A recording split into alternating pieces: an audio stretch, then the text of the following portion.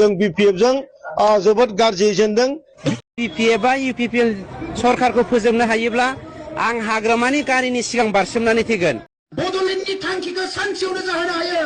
मोनसेल' डिसिसन नांगौ आरो आं हारसिंनि खोथा सानो बुङोब्ला आशीर्बाद होथों नाथाय मास मोनब्रैनि उनावनो हाग्रामानि सरकारा क्रेक। हेल' लोगोफोर नोंथांमोन बयखौबो बे गोदान भिडिअ आंनि गोसो गोरबोजों बरायबाय। लोगोफोर नोंथांमोना थाम्बनेल टाइटेलाव बेजों लोगोसे ससे इन्ट्र' भिडिअ नुनानै मिथिखाबाय जानांगौ बे भिडिअ माने सायाव मा लोगोफोर नोंथांमोनखौ खावलायो भिडिअखौहाय जोबजासिम नायलां। दिनैनि थारिखआव जोंहा नैबे बिथां मानाव गेदेर सार फेरेंगाना माना रनजित होनो बिथाङा मा बुंदों इसोरनि लानानै समाय लानानै माने बिथाङा बाथ्रा बुंदों आरोखि। थांनाय समावबो बिथांखौ नुनो मोन्दोंमोन UPPL BPF माने बिथाङा UPPL नि मानसि नालाय नङा होमबा। दा बिथाङा थांनाय समावबो बुंदोंमोन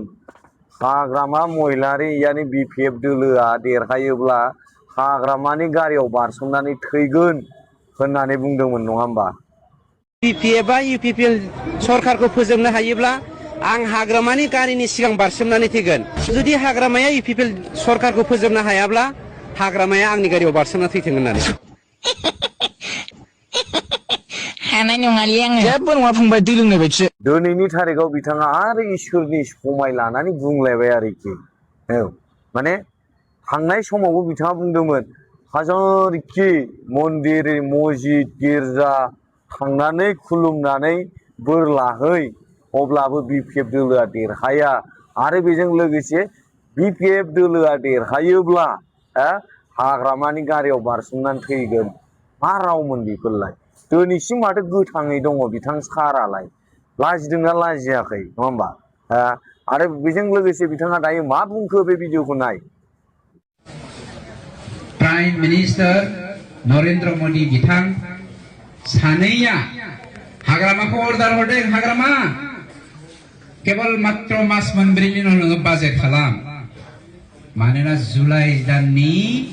गोलोम बोथोरनि पार्लियामेन्ट बाजेटआव जोङो 125 एमेन्डमेन्ट बिलखौ पास खालामनो थांगासिनो दं। 125 एमेन्डमेन्ट बिलखौ पास खालामनायनि उनाव भारतनि प्रेसिडेन्टआ सिगनेचार होखांनायनि उनाव जेब्ला आयेन जागोन इन्टारिम सरकार जागोन। जों हाग्रामानि सरकारखौ होखारनो गोसो गैथारा खिन्थु दै जोंना मानाव गेदेर जों बिथाङा आं EM जागोन होनगासिनो दङ। जाथों इसोरा आशीर्बाद होथों नाथाय मास मोनब्रैनि उनावनो हाग्रामानि सरकारा क्रेक। माब्रै क्रेक? आयेन जानाय लोगो लोगोनो इन्टारिम गभर्नमेन्ट जानो थांगासिनो दं। इन्टारिम गभर्नमेन्टखौ सोर सोर सालायगोन? जायफ्रा बै एकर्डआवहाय सिगनेचार होदों मिस्टार बि सावरायग्रा मिस्टार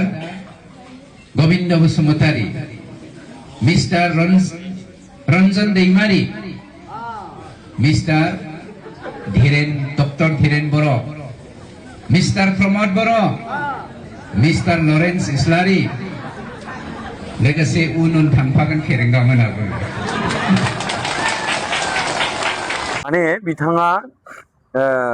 इसोरनाव समाय लागासिनो आरोखि। ओमफ्राय दिनैनि थारिखआव जोङो नुनो मोनो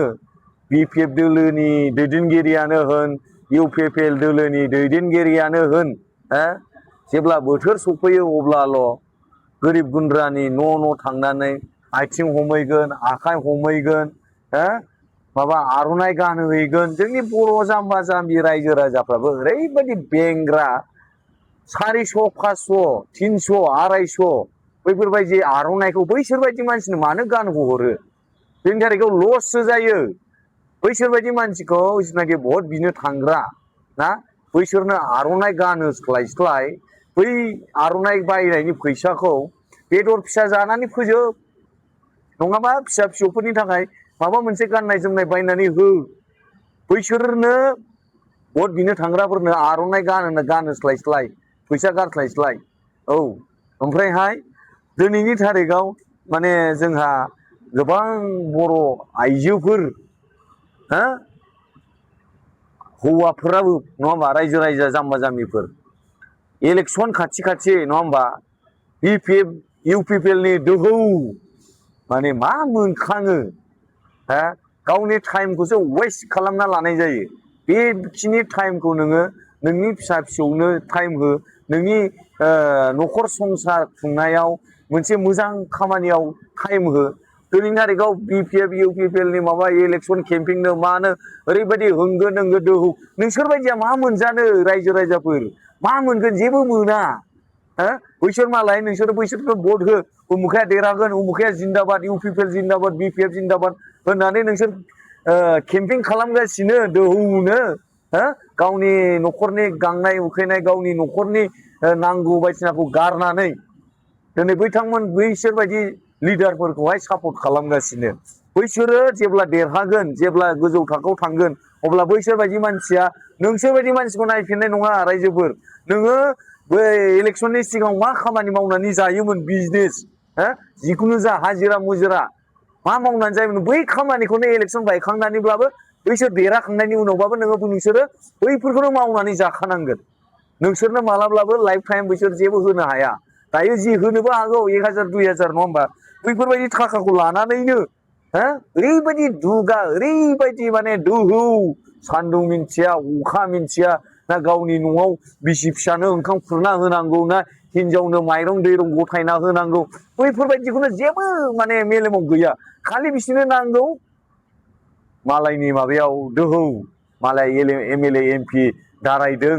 10 थाखा 20 थाखा 100 200 1000 2000 3000 5000 गारना होबाय दोहौ जाम्बा जाम्बिया फाग्लासो अब्ला हा आरो थांनाय समाव जोंहा राकेश सारा मा बुंदोंमोन नै बियो हा बिपिएफ जों एकदम गाज्रि जेनदोंनो जोंहा राकेश सारानो बुंखादों नङा होमबा जों बिपिएफ जों जोबोद गाज्रि जेनदों आं मानियो आङो दिल्लीनि लाइमोन गांखंनि आफादगिरि हिसाबै आं मानियो जों बिपिएफ जों जोबोद गाज्रि जेनदों आरो जोंहा प्रमद बर' सारा मा बुंदों बड'लेण्डखौ माने एकदम गोसो जायोब्ला दसेनो बानायनो हायोनो हो आरो बिथाङा बुंबावदों आं मालाब्लाबो एमएलए एमपि जानो सानाखै हो लाजिदोंना लाजियाखै दिनैनि तारिखाव बैफोरबायदि गावखौनो गाव नंखाय समायला होनाय रायजो राजानोहाय माने रायजो राजाखौ थगायनाय इउपिपिएलआनो होन बिपिएफआनो होन रायजो राजाफोर आंथ' रावखौ फोथाया रायजो राजाया नों आं जाम्बा जाम्बिया जेरै मावनानै जादों बैसोरो एमएलए एमपि जामालाय मा जानो चिफ जामालाय मा जानो बिटिसि बिटिआर नि मा होनगोन इएम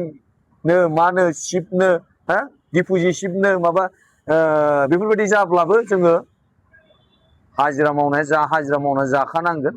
गलामा गलामखा बेखायनो बैफोरबायदियाव टाइम वेस्ट खालामस्लायस्लाय गावनि बेसेन गोसा टाइमखौ होस्लायस्लाय नांगौबा हाजिरा मुजिरा मा मावो बेखौनो माव नोङो एसेब्लाबो आपडेट जागोन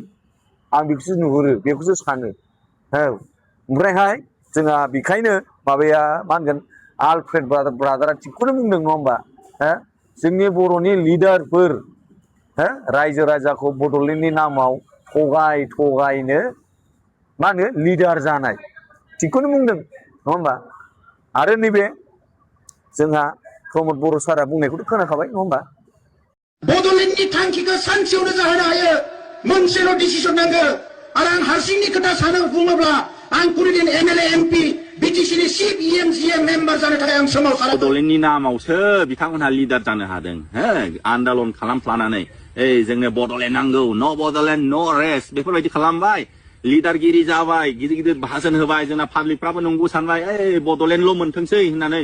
एकदम लाख लाख फैसा माइरं बायदिसिना खांनानै हरबाय सापर्ट खालामबाय दा दिनै नै बिथांमोनहा बड'लेण्डबो नांला होननानै थगायबाय हो बड'लेण्डबो नांला होननानै थगायबाय बर' हारिखौ हो पावाराव जिरायनो मोननाय लोगो लोगो इउपिपिएल बिपिएफनि माबा केम्पिं खालामनायाव दोहौआव गोजावलागासिनो मोनजादों मोनलोंदों खोमा नाथाय न'खराव मा दं मा गैया बेफोरखौ दिनैनि तारिखाव रावबो मिन्थिया सोरबा सोरनिबा हिनजावा नेगासिनो माइरं लाबोगोन हो सोरनिबा फिसाया सोरनिबा फिसाफ्रा आइया माला फैगोन माला ओंखाम संगोन हो नै बेफोरबायदि नेगासिनो न'आव बैफोरखौ थाल गैला बिसोरो मा मालायनि एमएलए एमपि दारायनायावसो दोहौ सान्दुं मिन्थिया अखा मिन्थिया सान हर जेबो पात्ता गैया गोजावलागासिनो बेफोरबायदियावनो न'खरफ्रा दावरावसो जायो